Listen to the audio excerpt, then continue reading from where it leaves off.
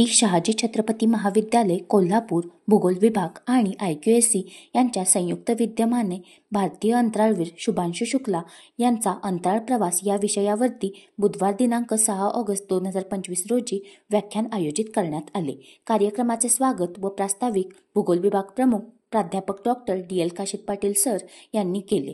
शुभांशु शुक्ला अंतराळ प्रवास या विषयावरती भूगोल विभागातील सहाय्यक प्राध्यापिका ऐश्वर्या हिंगमिरे यांनी साधन व्यक्ती म्हणून व्याख्यान दिले।